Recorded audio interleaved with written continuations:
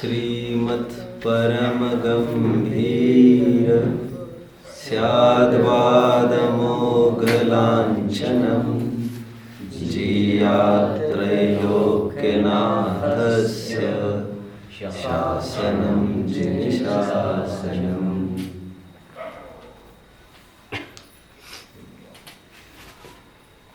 मोक्षार्थियों, अक्सर ऐसा होता है कि हम फिजूल बातों पर कुछ ज़्यादा ही महत्व देते हैं और जो महत्वपूर्ण बात है, मुद्दे की कोर बात है, उसे हम नज़रअंदाज करते हैं। इंग्लिश में एक बहुत अच्छी कहावत है, penny wise and pound foolish. Penny wise and pound foolish. Penny and pound क्या है? जैसे रुपी और पैसा हमारी करेंसी है भारत की, वैसे पेनी पाउंड ब्रिटेन आदि की करेंसी। यहाँ पर ये कहना चाहते हैं, कुछ लोग ऐसे मंदबुद्धि होते हैं कि वे एक एक पैसे का तो बहुत जान खपाते, उसमें बाल की खाल निकालते और लाखों करोड़ों रुपया पानी जैसा बहा देते। कुछ लोग कुछ एक पत्तों की तो बहुत चिंता करते और जड़ की तरफ तो बिल्कुल ध्यान नहीं देते। एक आदमी था जो एप्पल खरीदने गया। कितने में दोगे? उसने कहा 100 रुपये। उसने कहा बहुत होते हैं 100 रुपये, 80 रुपये से दे दो। बहुत यह हवा करते करते 95 में सौदा डील निश्चित हो गया। 5 रुपये बच गए, इसकी खुशी जरूर थी उसको, और उसी में लट्टू था। घर पर आकर वो ये समझता है मेरे 5 रुपए का फायदा हुआ। लेकिन जिस आदमी से, जिस ग्रोसर से वो एप्पल ले आया है, दरअसल उसका जो तराजू है ना, उसका बाट है ना, वही डिफेक्टेड है, जिसके माध्यम से आप 100-150 ग्राम कम लेके आए हो घर पर। आप लट्टू हो कि 5 रुपए मेरे बच गए हैं, और वो इसीलिए 5 रुपए उसने छोड़ दिए हैं कि क्योंकि उसी जरिए वो आपके 15-20 रुपए ऐंठ ले, उस खुशी में आप ज़्यादा न देख पाओ। अभी हिसाब लगाओ तो इसी डीलर से, इसी ग्रोसर से अब साल भर जितना किराना, जितना सब्जी फल ले गए हो, उसका हिसाब लगाओगे तो आपको पता चलेगा आप कितने घाटे में हो। इसलिए न्याय ये कहता है, फलों को बाद में तोलो, फलों का भाव ताव बाद में करो, पहले तराजू को तोलो, पहले बाट को तोलो। ठीक उसी प्रकार वस्तुओं को जानने के पूर्व जो जानने के बाट है हमारे, बाट समझते हो? बाट बाट, उन्हें बाट कहते, उस वजन के माप को बाट कहते। वस्तुओं को तोलने के पहले बाट को तोला जाए कि वे सही तो है। जो आधा किलो वो दिखा रहा है साचा, क्या वो वास्तव में आधा किलो है या 400 ग्राम है और उसके ऊपर 500 लिखा? अरे ये तो आज तक हमने सोचा नहीं। एक दिन जब हम घर पर आकर तोला तो पता चला वो 500 यथार्थ नहीं है। अरे जब नोटें भी डुप्लीकेट छप सकती है तो ये डुप्लीकेट नहीं हो सकता क्या? ये तो पहले सोच लेना चाहिए था आपको। एनीवे, वस्तुओं को जानने के पहले जिसके जरिए हमें वस्तुओं को जानना है, उन बाट को, उन तराजुओं को पहले तोला जाए। वे तराजू बाट कौन से है बच्चों? हाँ? नहीं, जिसके जरिए वस्तु का ज्ञान होता है, प्रमाण और नय। पहले इसकी तो परीक्षा हो, पहले तो इसका तो अभ्यास हो। इसका अभ्यास हुए बिना इनका एक पॉइंट बढ़ा दीजिए। इनका अभ्यास हुए बिना, साधन का अभ्यास हुए बिना, अब इसके जरिए जिस वस्तु को जानना चाहते हो वो वस्तु कैसे जानने में आएगी? वस्तु को जानने के पहले वस्तु को जानने के जो साधन हैं उन प्रमाण और नय को पहले जानिए। इसलिए तत्वार सूत्र के पहले अध्याय का 6वां सूत्र है बच्चों, कौन सा? प्रमाण नयेर अधिगमः। प्रमाण और नय से अधिगम होता है, ज्ञान होता है, वस्तु का ज्ञान होता है। जिसमें से प्रमाण की परिभाषा हमने देखी, जो सकलग्राही है, समग्र वस्तु को दिखाता है, ज्ञान कराता है, और उसी समग्र वस्तु में से एक अंश को जनाने वाले ज्ञान के अंश को नय कहते हैं बच्चों। यह हमने प्रमाण और नय की परिभाषा देखने के उपरांत हमने नय, वैसे कभी चर्चा आएगी तो विस्तार से चर्चा करूंगा। आपने तत्व और सूत्र का पहला अध्याय याद किया बच्चों, राइट? पहले अध्याय का अंतिम सूत्र कौन सा है? नैगम संग्रह व्यवहार। नैगम संग्रह, इनके 2 पॉइंट दे दीजिए। नैगम संग्रह व्यवहार ऋजु सूत्र शब्द समविरूढ़ एवं भूतालय। ये आगम के नए हैं, आगम के। आपको लगेगा इसमें निश्चय तो आया ही नहीं, ये कैसे नए हैं? ये आगम के नए। और जिनकी हम चर्चा कर रहे हैं अभी, वे द्रव्यार्थिक और पर्यार्थिक नए के भेद बताए हैं, 7 नए। और जिनकी आज हम चर्चा कर रहे हैं वे अध्यात्म के नए हैं। ये केवल आत्मा में एप्लीकेबल होते हैं बच्चों।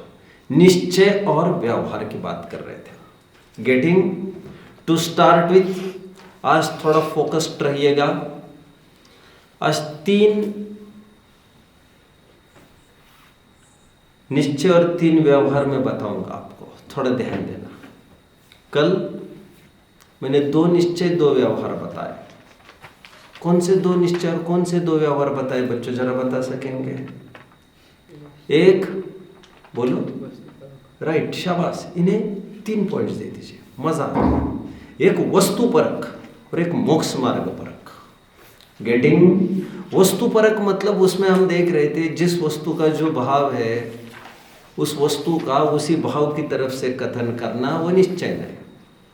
और जिस वस्तु का जो भाव ही नहीं है लेकिन पराय भाव से उसका कथन करना, यह व्यवहार नहीं, यह वस्तु परक कहा था। सिंपल उदाहरण दिया था, जैसे जीव को, जीव का परिचय शरीर की तरफ से करना, राइट?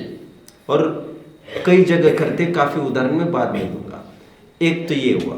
दूसरा मैंने कहा था एक निश्चय व्यवहार वो है जो मोक्ष मार्ग में प्रयुक्त होता है, जिसमें यथार्थ मोक्ष मार्ग वैसे तो रत्नत्रय, लेकिन व्रतशील संयम आदि पर आरोप करना कि यह मोक्ष मार्ग है, यह भी एक व्यवहार है। यह मोक्ष मार्ग परक है, यह वस्तु परक नहीं। गेटिंग? आज मैं और एक निश्चय व्यवहार की भी धारा आपको बताऊंगा। उससे पहले मैं वो उदाहरण आपको पेश करता हूं। भारत हमारा देश है बच्चों।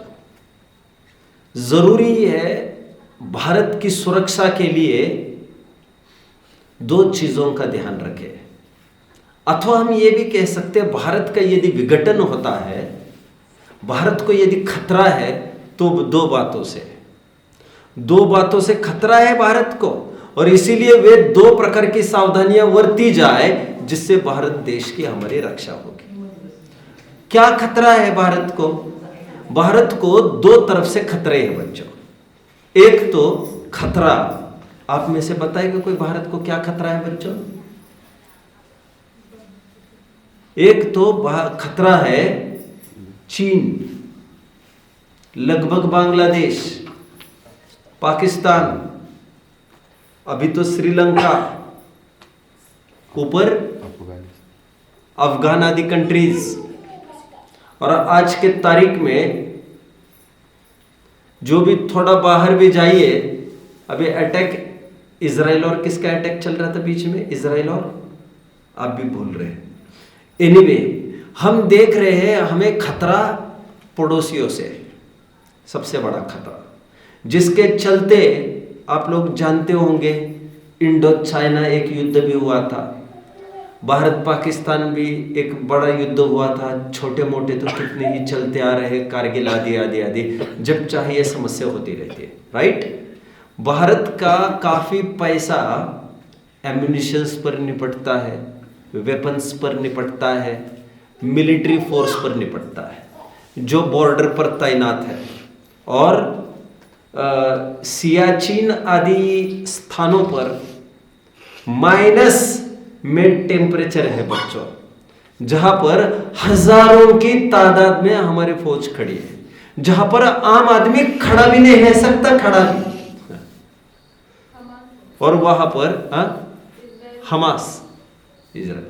अभी हुआ क्या बच्चों, शायद भारत ने, शायद जहां तक मैं समझता हूं भारत ने इजराइल को फेवर किया होगा। अभी इस न्याय से हमास भी हमारा शत्रु हो गया। मतलब आप देख पा रहे होंगे जिनसे हम घिरे, पाकिस्तान से तो है ही तकलीफ, श्रीलंका से भी तकलीफ है नीचे, ये भी आप जानते होंगे, यहां से बांग्लादेश से तकलीफ है, चाइना से तकलीफ है, सभी तकलीफों से हम घिरे चारों तरफ।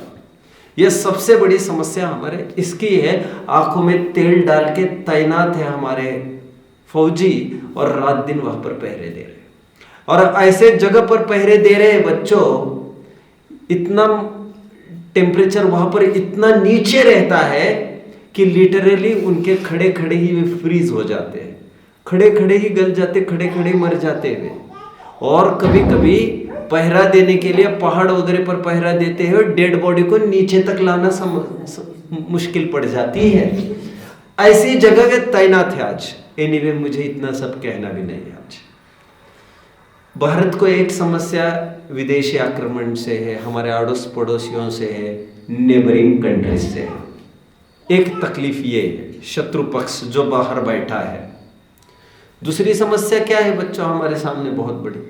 दूसरी समस्या ये है, कुछ हमारे ही भारत में रहने वाले लोग निरंतर हमारे टुकड़े करने पर उतारू होते रहते हैं, फूट डालते हैं, राज करते हैं, कभी जातिवाद के नाम पर, कभी किसी नाम पर ये तोड़ फोड़ करते रहते हैं।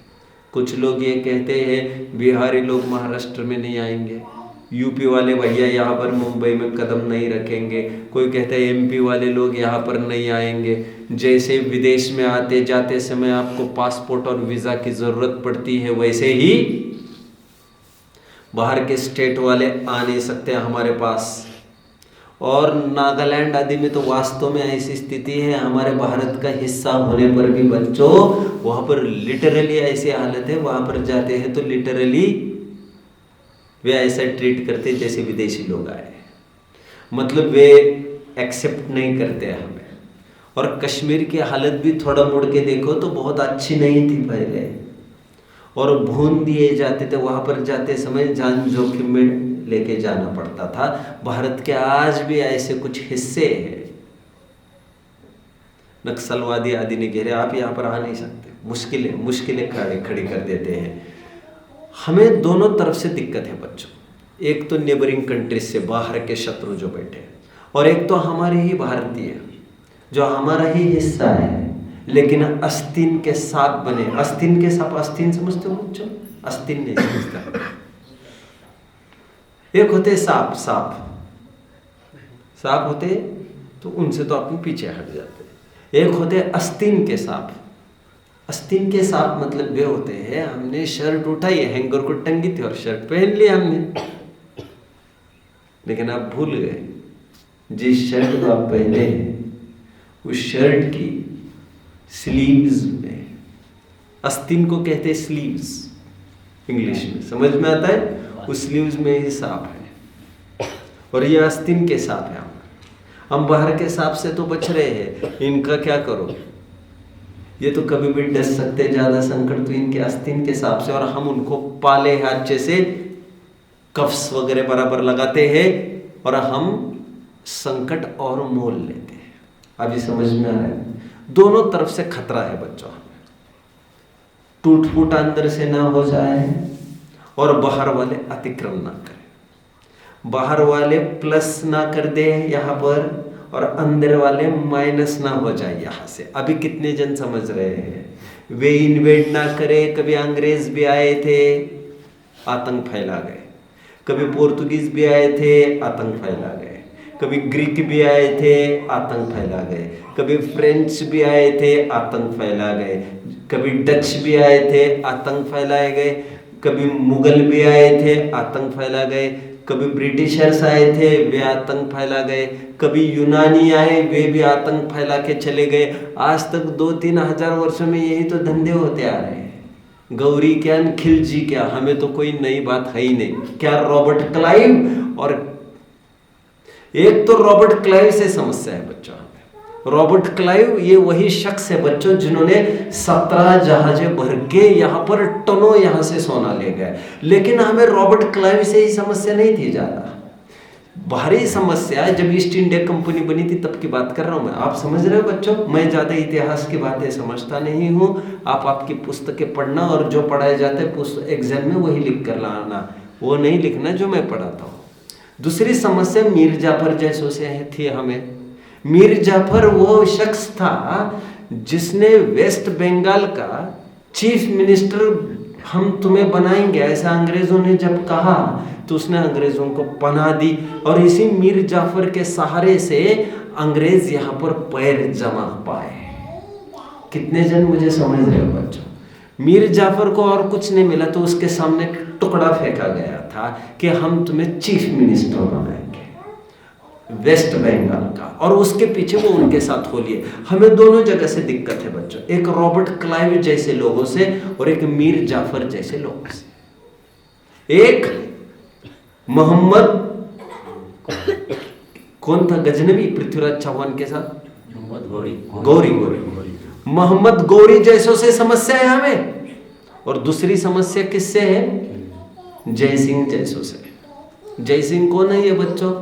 मोहम्मद गौरी कितने जन जानते हैं? मोहम्मद गौरी वही है बच्चों जिसने पृथ्वीराज को धोखे में यहां से ले गए। फिर जानते हो, आंखें फोड़ दी, जानते हो।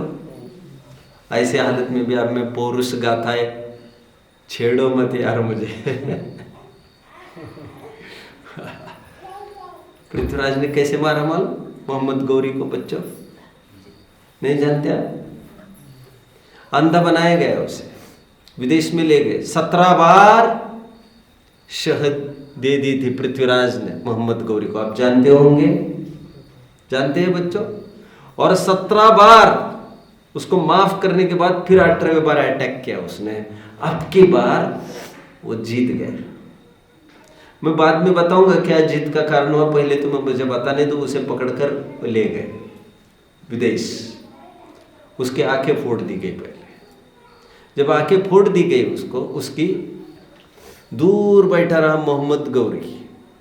मोहम्मद गौरी बोल रही ना, गौरी। तो ये दूर बैठा रहा और उसको अंधा बनाया गया।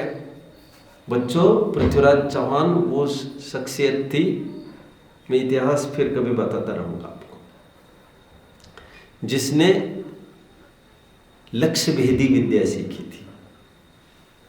उसके साथ जो जोड़ीदार था उसने इतना ही कहा, एक छंद बोला, 4 बास 24 गज। समझ रहे कुछ बच्चों? अंगुल अष्ट प्रमाण, ताऊ पर सुल्तान है, दाव मत चूको चौहान।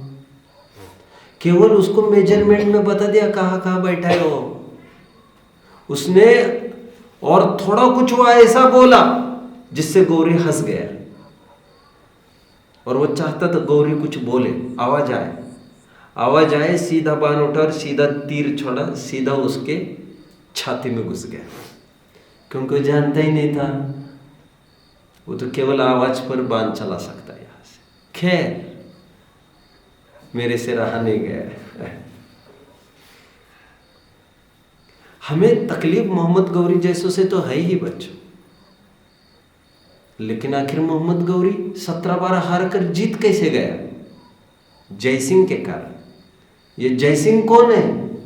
ये जयसिंह घर का भेदी, लंका ढाने वाला, पृथ्वीराज का भाई, जो हो लिया उनके साथ मोहम्मद गौरी के साथ। उन्होंने भी कुछ टुकड़े फेंके और ये टुकड़ों के पीछे पीछे चलता।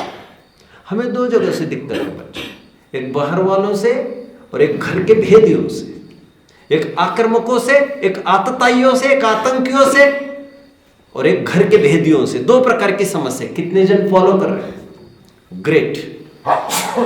अभी सुरक्षा के लिए क्या किया जाता है, दो बातें अच्छे से समझ लीजिए। एक तो मिलिट्री वहां पर खड़ी की जाती है, बाहर से किसी को अंदर आने मत दो, और घर के झगड़े न हो इसलिए पुलिस थाने खड़े किए जाते हैं। इसलिए सुरक्षा कर्मी दो प्रकार के होते हैं, एक बाहर वालों से रक्षा करने वाले, अंदर ही कोई समस्या हो जाए तो उनसे। बाहर वाले आकर जुड़ न जाए और अंदर वाले अपने से टूट न जाए, ये दो बातें। और इसके लिए मंत्रिमंडल में दो प्रकार के मंत्रियों का गठन कराया गया है। एक फॉरेन मिनिस्टर, फॉरेन मिनिस्ट्री संभालता है। जैसे अभी कौन है foreign minister? I think Jaishankar. कौन है फॉरेन मिनिस्टर? चलो जो भी होगा, पहले सुषमा स्वराज वगैरह ये सब रही है। एनीवे, एक विदेश मिनिस्टर होता है, फॉरेन मिनिस्टर, हाँ? और एक होता है होम मिनिस्टर। बच्चों, I think home minister Amit Shah होने चाहिए। गृह मंत्री कौन है? अमित शाह। अभी होता क्या है, बाहर वालों से संकट है तो बाहर वालों को घुसाओ ही मत, लेकिन अड़ोस पड़ोसियों से कभी कुछ काम भी निकल आता है तो उनके साथ संपर्क भी बनाए रखना जरूरी है। सुरक्षा तो करनी है उनसे, लेकिन एक सीमित दूरी को सुरक्षित रखते हुए कुछ संपर्क बनाए रखना भी जरूरी होता है। कहाँ से वेपन्स लाएंगे हम? रशिया से संपर्क ही नहीं रखेंगे तो वेपन्स कहाँ से लाएंगे? आप समझ रहे हैं बच्चों? Etcetera etcetera.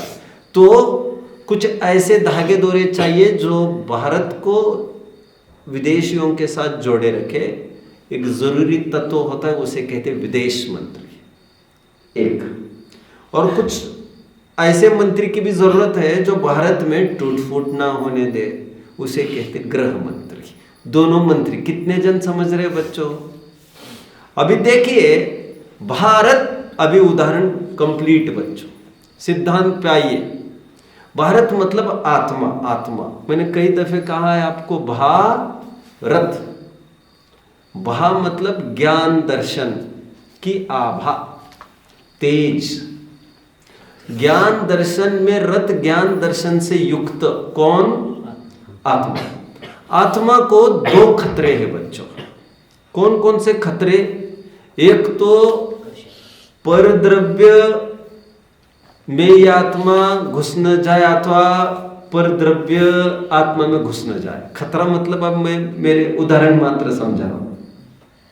और दूसरा क्या है? आत्मा का विघटन ना हो जाए, अनंत गुण बिखेर के टुकड़े टुकड़े ना हो जाए। दो। लेकिन वस्तु स्वरूप इतना चुस्त है बच्चों, जैसे हिमालय, जैसे अरेबियन समुद्र, जैसे जितना भी कोस्टल पार्ट है हमारा, आप देखेंगे तो आप ये पाएंगे भारत इतना सुसज्ज है, कहीं से भी आक्रमण करने वालों को जान निकलती है आक्रमण करने की।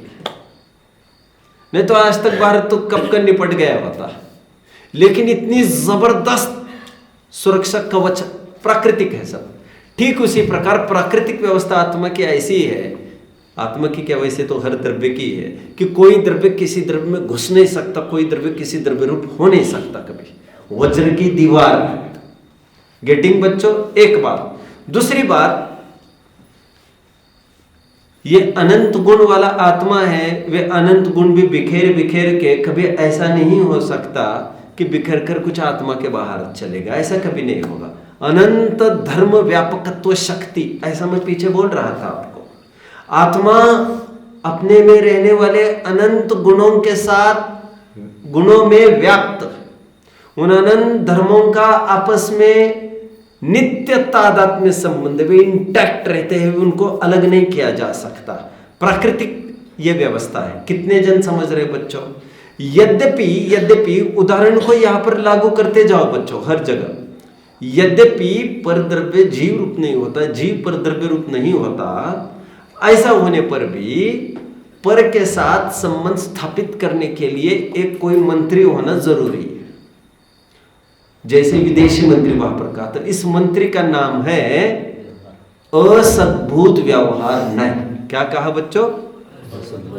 असद्भुत व्यवहार नय क्या करता है?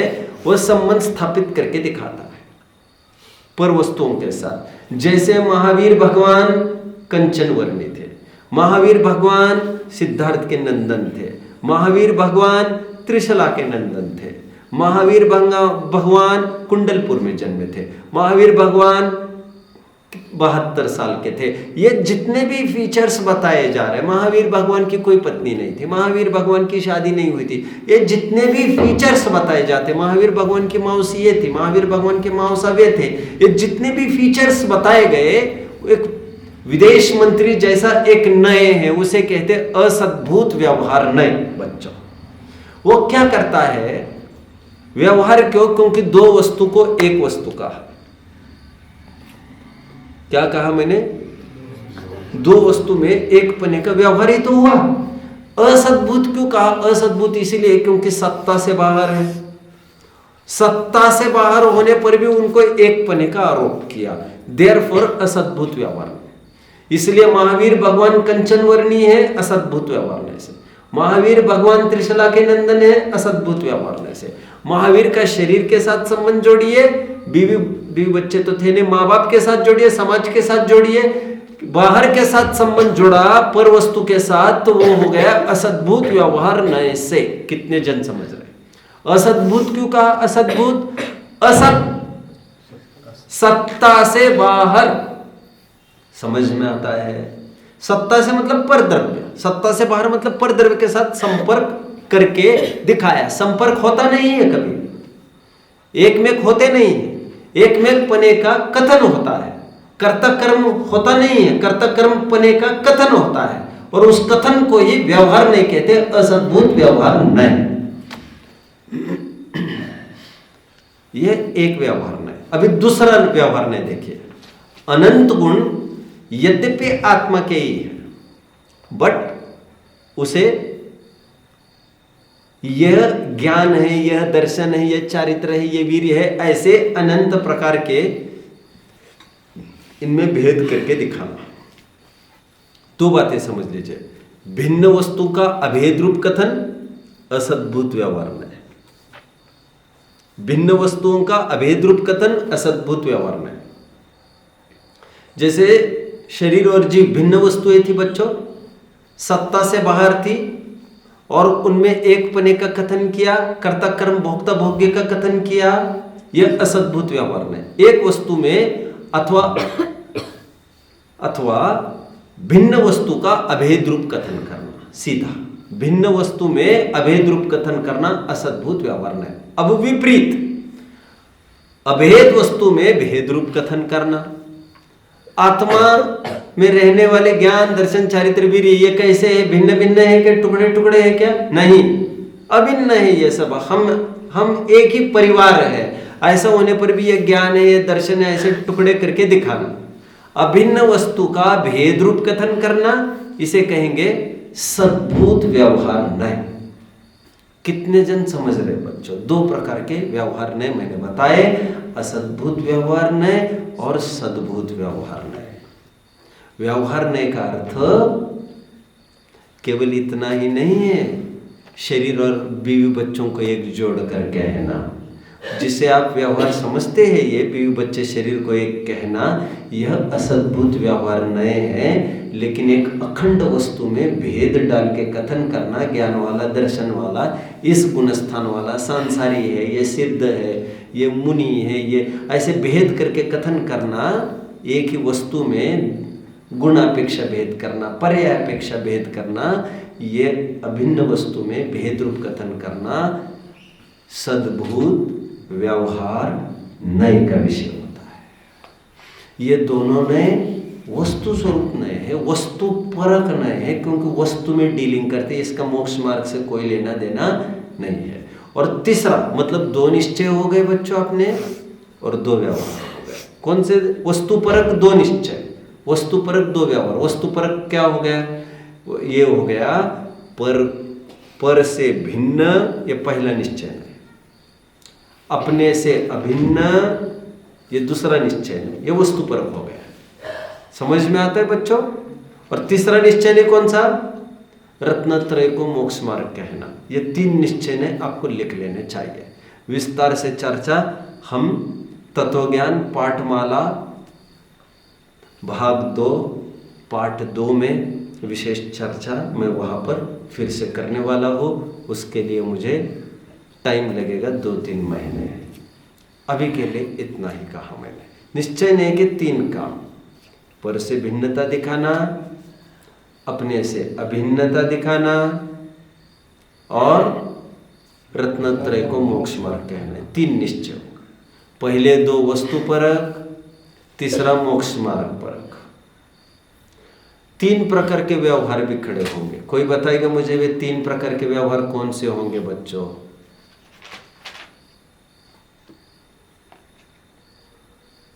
तीन प्रकार के व्यवहार कौन से होंगे? जरा कोई बताएगा मुझे? मैं बताता हूं। पर में मिलाकर कथन करना, पर से अभेद स्थापित करके कथन करना, पहला व्यवहार। अपने में भेद डाल के कथन करना, ठीक उससे ऑपोजिट बोल रहा हूं मैं। निश्चय नहीं के 3 भेद बताए थे, ठीक उससे ऑपोजिट बता रहा हूं। अभिन्न वस्तु में भेद डाल के बात करना, दूसरे प्रकार का व्यवहार। तीसरे प्रकार का व्यवहार व्रतशील संयम को मोक्ष मार्ग कहना। 3 प्रकार के व्यवहार हो गए।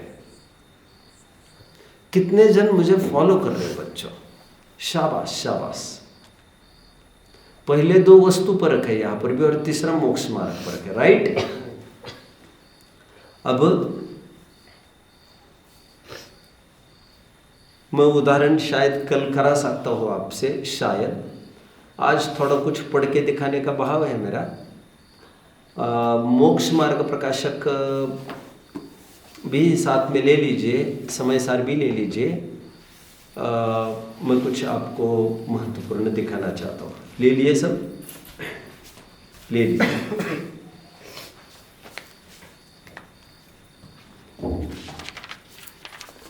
भाग तो चाहिए ही चाहिए हमारे पास।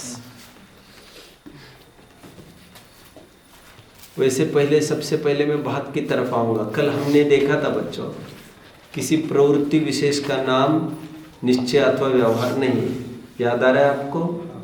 यहाँ पर बताया जा रहा था, शंकाकार की शंका थी, आत्मा का अनुभवन वो निश्चय, व्रतशील संयम वह व्यवहार, और उत्तरदाता समाधान करता ये कह रहे थे किसी वस्तु का नाम निश्चय व्यवहार नहीं होता। वस्तु तो वस्तु होती है। यदि वस्तु का निरूपण परभाव की तरफ से किया जाए तो वह व्यवहार, और स्वभाव की तरफ से किया जाए तो वह निश्चय। कहा गया था व्रतशील संयम ये व्यवहार नहीं है, इसे मोक्ष मार्ग कहना व्यवहार इसलिए है क्योंकि मोक्ष मार्ग तो है नहीं, वो उपचार का कथन है, इसलिए वो व्यवहार मोक्ष मार्ग। आत्मा का अनुभव निश्चय नहीं है, आत्मा का अनुभव मोक्ष मार्ग है, यथार्थ, और उसे यथार्थ है और उसे ही मोक्ष मार्ग कहा, इसीलिए उसे निश्चय मोक्ष मार्ग कहा। वस्तु स्वयं में निश्चय अथवा व्यवहार नहीं हुआ करते, ऐसा बताया था। कल जाते जाते अंत में एक बिंदु पर चर्चा हुई थी बच्चों। मैंने आपको जाते जाते ये कहा था कि इस मंच से मैं आज घोषणा करता हूं कि मैं वास्तव में गणपति को मानता हूं। याद आ रहा है? और मैंने वैसे ही प्रश्न पूछा था तो ओम काका ने तुरंत ये कहा था, हाँ हम मानते हैं। याद आ रहा है आपको?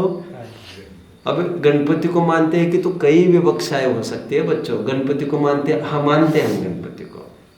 सूंड वाले, बड़े कान वाले, बड़े पेट वाले, ऐसे हथियार हाथ में है, सामने चूहा बैठा है, कोई प्रसाद है, किसी मैल से पैदा हुए है, ऐसे वाले नहीं।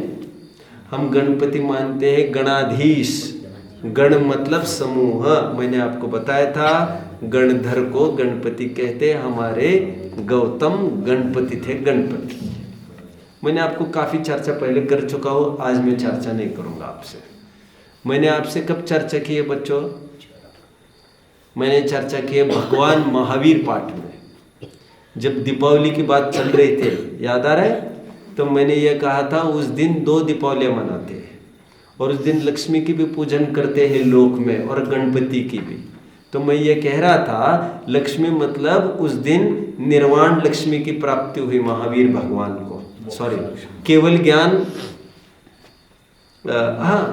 केवल ज्ञान की महावीर भगवान को निर्वाण की प्राप्ति हुई और गौतम गंधर्व को केवल उनको निर्वाण की और शिष्य को केवल ज्ञान की प्राप्ति हुई। इसलिए 2 दीपावलियां मनाई जाती है। याद आ रहा है आपको? मैं बार बार कह रहा था आपको, निर्वाण लक्ष्मी और ये गणपति का तात्पर्य यहाँ पर गौतम। मैंने काफी चर्चा वहां की है। तो यहाँ पर भी पूछा जा रहा है बच्चों कि निश्चय व्यवहार को मानना, स्वीकार करना मतलब क्या? निश्चय ने को स्वीकार करने का अर्थ यह परमार्थ, इसने कहा हुआ कथन परमार्थ है ऐसा मानना, उसे कहते निश्चय ने को स्वीकार करना। और व्यवहार ने जो कहा है उसमें यह मानना कि यह कहा बस है, वास्तव में ऐसा है नहीं, ऐसा मानना ही व्यवहार ने को मानना है। कितने जन समझ रहे हैं? दोनों को मानना समान रूप से नहीं है कि ये भी ठीक और ये भी ठीक। ये जो ठीक है उसे ठीक रूप मानना, जो ठीक नहीं है उसे अठीक रूप के रूप में मानना, यह भी मानना ही है दोनों का। कितने जन समझ रहे हैं? एक जन ने मुझे फोन किया कि पंडित जी मेरे दुकान में एक आदमी आया है, उसने 5,000 रुपए की उधारी की है, वो आपकी पहचान बता रहा है, आप जानते हो इस आदमी को? तो मैंने कहा बहुत अच्छे से जानता हूं बेटा, बहुत अच्छे से जानता हूं। ठीक है, आप जानते हो ना अच्छे से इसे? हाँ मैं बहुत अच्छे से जानता हूँ। ठीक है फिर रखता हूँ मैं फोन, हाँ जल्दी रखो मैंने कहा। तो फिर उन्होंने जो भी उधारी वगैरह की होगी, उधारी दिया होगा। 10 दिन के बाद वो आदमी आएगा मेरे पास। आपने कहा था वो आदमी आया ही नहीं फिर से। कौन सा आदमी भैया? ग्राहक को मैंने वो 5,000 रुपये का माल उधार दिया आपके कहने से। मैंने कहा मैंने क्या कह दिया? फिर आपने कहा मैं जानता हूँ। हाँ मुझे यही कहना था, मैं बहुत अच्छे से जानता हूँ तुम्हारा पैसा ही कभी भी नहीं देने वाला है। मुझे तो ये कहना था। जानता हूँ मतलब मैं नहीं तो फिर आप साफ साफ बोल देते, तुम साफ साफ तुम पूछ लेते हमसे। तुमने इतना ही पूछा आप जानते हो क्या? हम जानते, इतना ही हमने कहा। हमने ये कब कहा ये सज्जन है ऐसा हम जानते हैं। ये मक्कार है और तुम्हारे 1 पैसा नहीं देगा बेटा। कोणाचे दिलेत म्हणजे तुम्ही तुमचे द्यायचे। समझ में आया? जानने का मतलब ये भी होता है। निश्चय को ग्रहण करना, व्यवहार ने को ग्रहण करना, दोनों को ग्रहण करना। जिनागम में कहा है बच्चों, दोनों को ग्रहण करने का अर्थ तो दोनों का आश्रय करना ऐसा नहीं। दोनों का आश्रय होगा भी नहीं, क्योंकि निश्चय ने जो कथन करता है व्यवहार ने उससे विपरीत कथन करता है। और एक साथ दोनों का आश्रय कैसे करोगे आप? एक साथ आप शक्कर भी खाओगे, एक साथ आप मिर्च भी खाओगे, एक साथ आपको दोनों का स्वाद चाहिए, ऐसे कैसे होगा? ऐसा तो नहीं हो सकेगा। यह तद्दन जुदी विरुद्ध वस्तु है। निश्चय और व्यवहार एक समय में एक का ही आश्रय लिया जा सकेगा। तो दोनों का आश्रय लेने का मतलब दोनों को यथार्थ है ये ऐसा मानना, ऐसा नहीं। ये प्रकरण अभी आज हम पढ़ेंगे, देखते हैं। देखो गुमानी राम, श्रद्धांत तो निश्चय का रखे और प्रवृत्ति व्यवहार रूप, ये कल हम पढ़ चुके थे, आज फिर से रिपीट कर रहा हूं। ठीक है? नहीं बेटा, पेज 333 भाग ही चल रहा है बच्चों अपना। नहीं बेटा, निश्चय का निश्चय रूप, व्यवहार का व्यवहार रूप श्रद्धान रखना चाहिए। और प्रवृत्ति में तो नए का प्रयोजन ही नहीं है। प्रवृत्ति तो द्रव्य की परिणति है। जिस द्रव्य की परिणति हो उसको उसी की कहने वाला निश्चय नहीं है और उसे ही अन्य द्रव्य की कहने वाला व्यवहार नहीं है। अतः यह श्रद्धान करना कि निश्चय ने का कथन सत्यार्थ है और व्यवहार ने का कथन उपचरित होने से असत्यार्थ। कितने जन समझ रहे हैं बच्चों? ग्रेट। मैंने आपको पहले भी उदाहरण दिया था, घर पर विद्वान को बुलाया हमने, अथवा किसी को बुलाए, नए आदमी को हमने ये मानकर चलिए, विद्वान को ही बुलाए मान के चलिए, लेकिन उनके साथ एक नया आदमी था, वो पहले पहुंच गया, पंडित जी आने को थोड़ा टाइम था, तो उनको देखकर किसी ने कहा आसन ग्रहण कीजिए। क्या कहा? जितने में पंडित जी भी आ चुके थे दूसरी तरफ, उनकी प्रोसेस काफी हो चुकी थी, उनको कोई कह रहा था पंडित जी आप भोजन ग्रहण कीजिए। पंडित जी को क्या कहा जा रहा था? भोजन ग्रहण कीजिए। इन्हें क्या कहा जा रहा था? आसन ग्रहण कीजिए। तो नया आदमी था, उसे कुछ ज्यादा नॉलेज नहीं था किसी चीज का, तो उसने सोचा आसन ग्रहण करना मतलब, आसन ग्रहण करना मतलब क्या कहना चाहते होंगे, क्या कहना चाहते होंगे। ये उसी उधेड़ बुन में खड़ा रहा। ने सोचा क्या कहना चाहते होंगे, आसन ग्रहण करो मतलब, आसन ग्रहण करो मतलब। तो उसने देखा पंडित जी को कहा जा रहा है भोजन ग्रहण करें, तो पंडित जी भोजन करने लग गए। तो आसन ग्रहण करें मतलब ये चटाई को खाने लग गया। ऐसा चलेगा क्या बच्चों? ऐसा तो उसे कहा भैया आसन ग्रहण करो मतलब, ग्रहण करो मतलब उस पर बैठो। ठीक है बोल। अब थोड़ी देर बाद किसी ने कहा भोजन ग्रहण करो, थाली पर बैठेगा तो चलेगा क्या? दोनों जगह ग्रहण का अर्थ अलग अलग, दोनों जगह ग्रहण शब्द का प्रयोग है, लेकिन दोनों जगह ग्रहण शब्द का प्रयोग एक अर्थ में नहीं है। निश्चय को भी निश्चय का भी ग्रहण करना, व्यवहार का भी ग्रहण करना, दोनों का ग्रहण करना का मतलब यह नहीं है कि इसने कहा वो भी सही और इसने कहा वो भी सही। क्यों? ये तो कहता है शरीर वाला आत्मा और ये कहता है शरीर से रहित आत्मा, तद्दन जुदी बात कहता है। व्यवहार नो भासदी, 27वीं गाथा समय सार के, व्यवहार नो भासदी। चलिए खोलिए, व्यवहार नो भासदी, पेज नंबर बताओ जल्दी। 74 जल्दी खोलिए बच्चों। व्यवहार नवो भासदी जीवो देवो यहवदि खलु एको नदु निश्चयस्य जीवो देहो कदापि। ऊपर की लाइन में क्या कहा? व्यवहार नवो भासदी, व्यवहार ने क्या कहता है? जीव और शरीर एक है। निश्चय ने क्या कहता है? जीव शरीर कभी भी एक नहीं हो सकता, दोनों के विषय ही विरुद्ध है, दोनों को ग्रहण कैसे करोगे तुम ऐसे? तो फिर बच्चों दोनों को ग्रहण करना क्यों कहा है? जरा मुझे कोई बताएगा। दोनों को ग्रहण करना इसीलिए कहा है क्योंकि निश्चय और व्यवहार ये दोनों सम्यक ज्ञान के अंश है। यदि एक को ही ग्रहण करेगा और दूसरे पर चौकड़ी लगाएगा तो परमार्थ से एक नए को भी वह ग्रहण नहीं कर पाएगा। एक नए को ग्रहण करने का ही तात्पर्य दूसरे नए को भी उसने स्वीकार किया है। कितने जन समझ रहे हैं मुझे? गेटिंग? देखो नहीं बेटा, निश्चय नए का निश्चय रूप और व्यवहार का व्यवहार रूप शब्दान रखना चाहिए, और प्रवृत्ति में तो नए का प्रयोजन ही नहीं है। ये हो गया। और उसी को नीचे नीचे आपने ऐसा क्यों कहा कि निश्चय नए का शब्दान करना और व्यवहार नए का शब्दान छोड़ना? सुनो, व्यवहार नए स्वद्रव्य परद्रव्य को और उनके भावों को, वो कारण कार्य आदि को किसी को किसी में मिलाकर निरूपण करता है। इस प्रकार के शब्दान से मिथ्यात्व होता है। अतः व्यवहार नए त्याग करने योग्य है।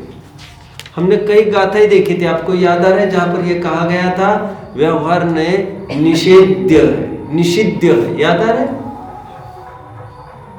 मैंने आपको बताया था बच्चों। 272 गाथा जल्दी खोलिए।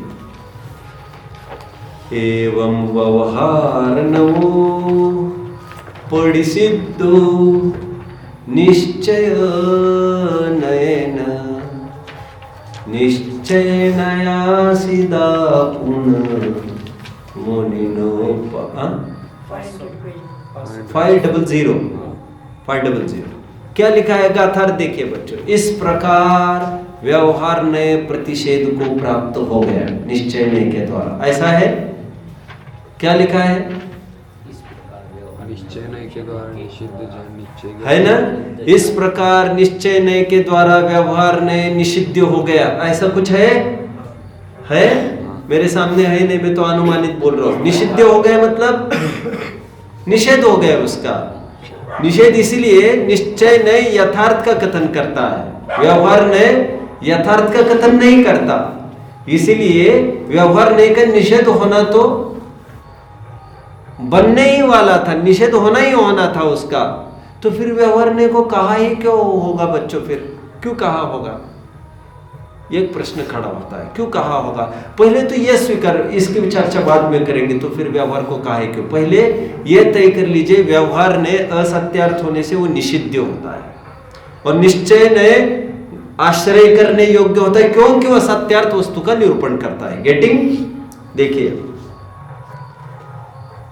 इस प्रकार के शब्दांत से मिथ्यात्व होता है, अतः व्यवहार ने त्याग करने योग्य है। व्यवहार ने का त्याग करना मतलब क्या करना बच्चों? व्यवहार ने का त्याग करना मतलब क्या करना?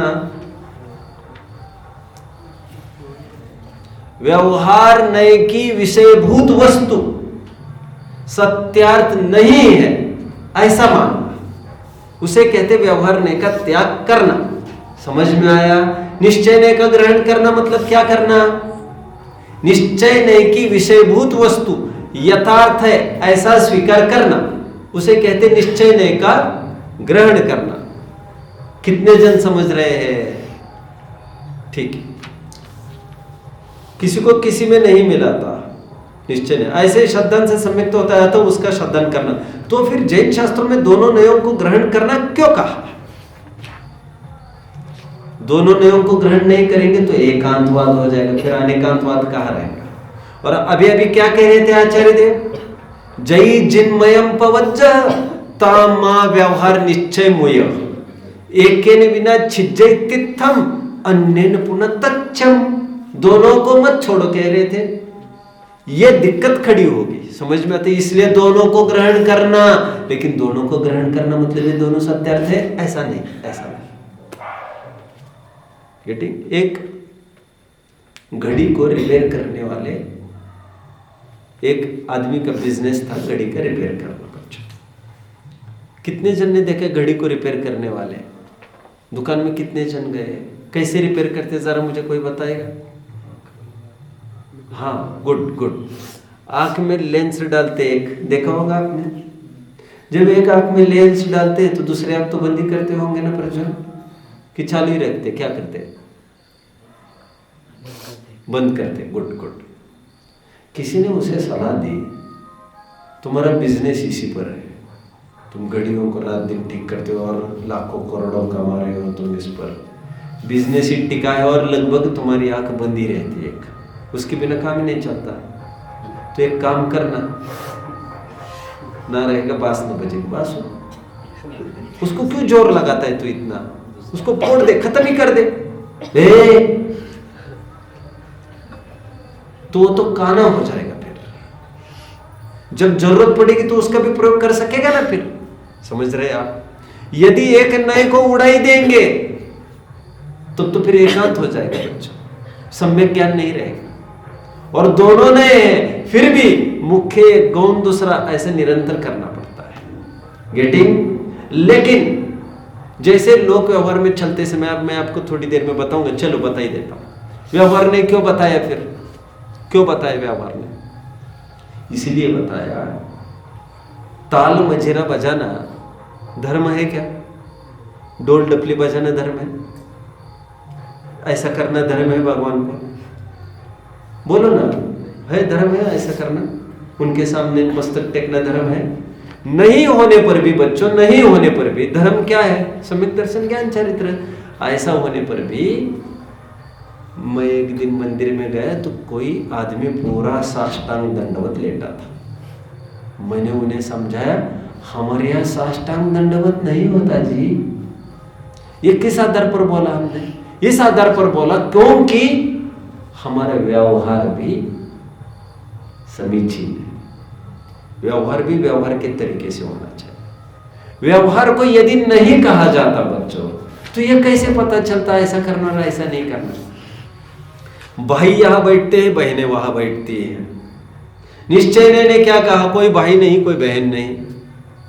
निश्चय ने क्या कहते, कोई लड़का लड़की ऐसा कहता, निश्चय नहीं, सभी आत्माएं कहता है।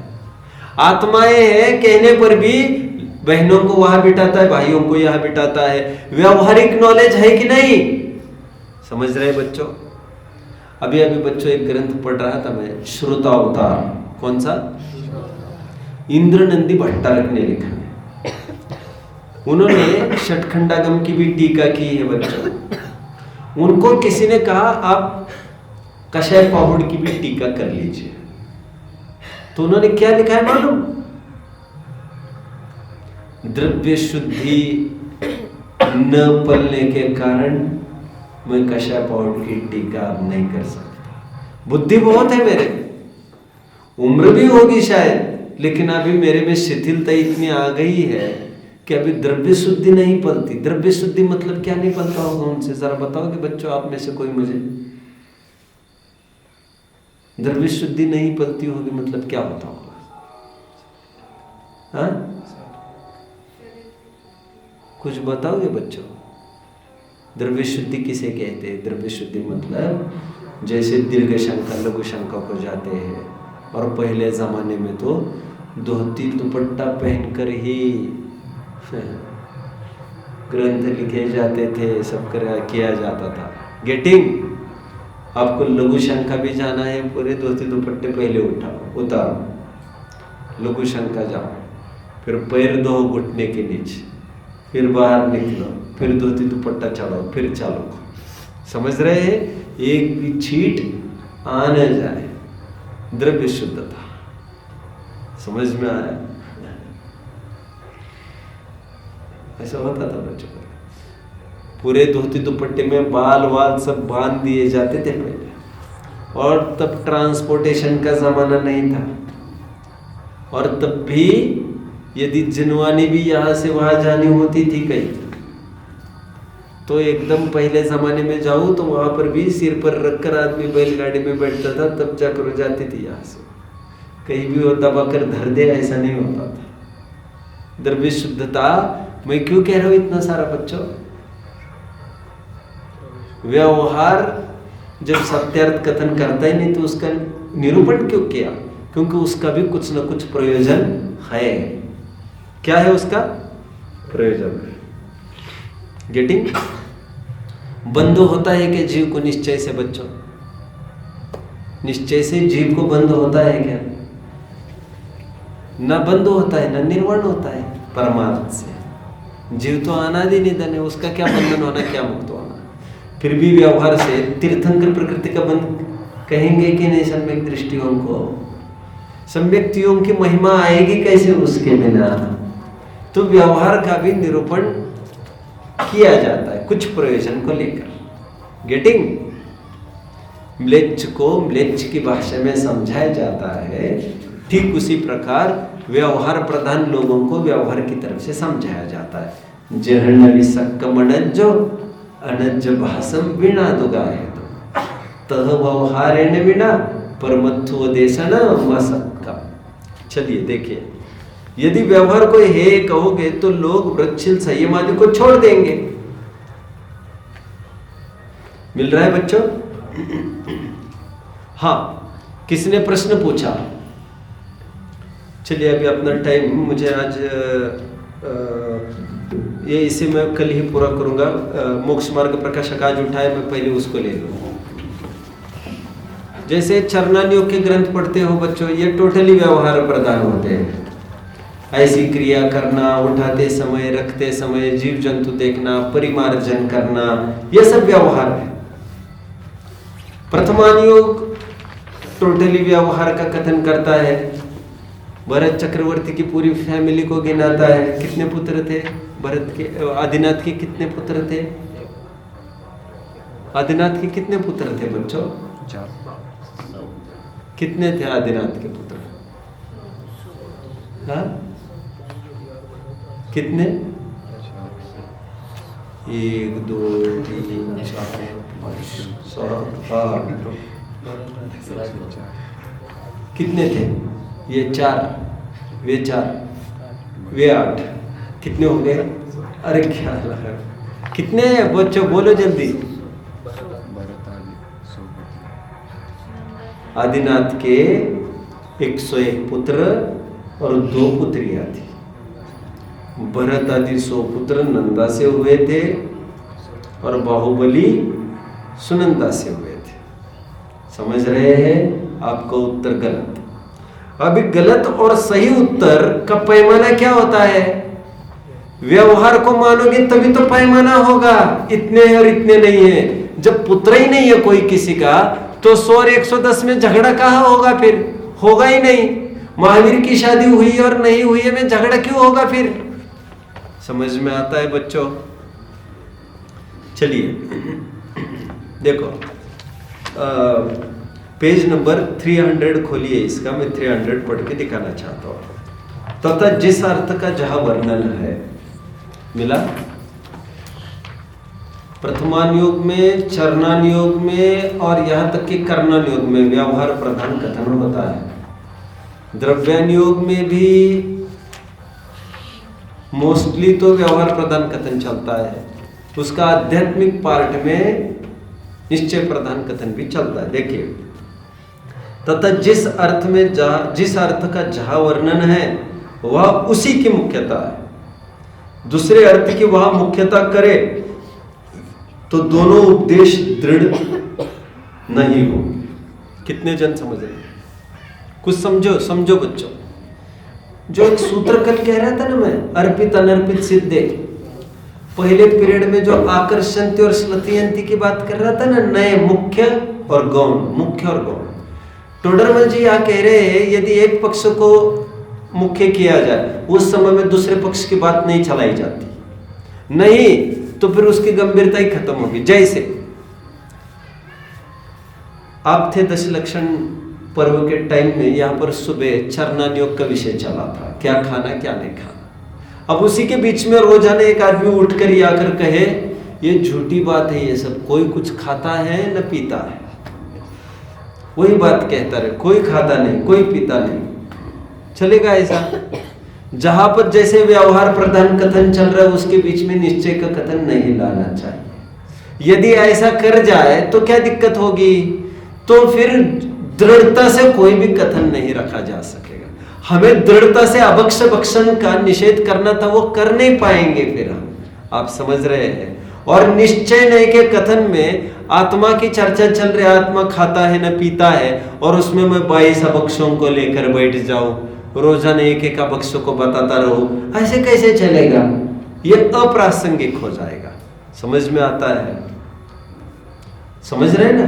जैसे शादी ब्याह के टाइम में कोई ये आकर कहे संसार सब आसार, कोई किसी का नहीं, कोई साथ नहीं दे सकता, एक दिन सबको मरना है, एक दिन इसको भी विधवा होना है, एक दिन इसी को भी विधुर होना है, तो प्रासंगिक होगा क्या?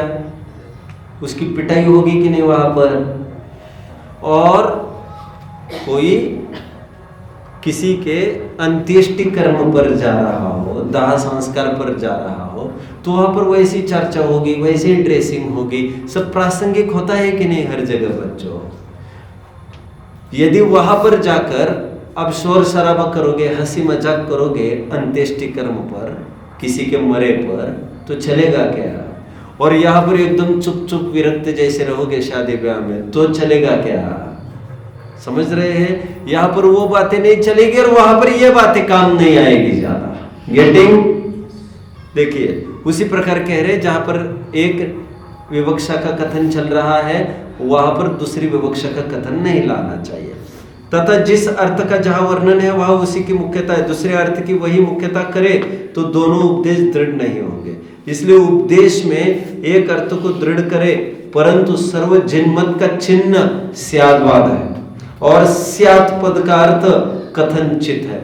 इसलिए जो उपदेश हो उसे सर्वथा नहीं जान लेना, उपदेश के अर्थ को जानकर वह इतना विचार करना कि वह उपदेश किस प्रकार है, यह उपदेश किस प्रकार है, किस प्रयोजन सहित है, किस जीव को कार्यकारी है इत्यादि विचार करके उसका यथार्थ अर्थ ग्रहण करे। पश्चात अपनी दशा देखे, जो उपदेश जिस प्रकार अपने को कार्यकारी हो उसे उसी प्रकार आप अंगीकार करें, और जो उपदेश जानने योग्य ही हो तो उसे यथार्थ जान ले, इस प्रकार उपदेश के फल को प्राप्त करें। बनारसी दास जी के साथ क्या तकलीफ हो गई बच्चों? बनारसी दास जी के साथ क्या तकलीफ हो गई? क्या हो गई तकलीफ बच्चों? बताइए। समय सार पढ़ पढ़ के निश्चयाभासी हो गए। मैं शुद्ध, मैं बुद्ध, मैं खाता नहीं, मैं पीता नहीं, और ये सोचते रहते बस, और करते सब अनाप शनाप कार्य। मंदिर में ही खाने लग गए, मंदिर में ही नग्न नाचने लगे, सब ऐसा करने लग गए। सब इन्हें जरूरत है व्यवहार प्रधान कथन की। कहाँ खाया जाए, कितना खाया जाए, कैसे खाया जाए, समझ में आता है? तो व्यवहार भी इसीलिए जरूरी होता है समझना, और निश्चय ने भी दोनों जरूरी होता है। और जहाँ पर जो उपदेश होता है वहां पर उसी की मुख्यता की जाती है। ठीक है। ओम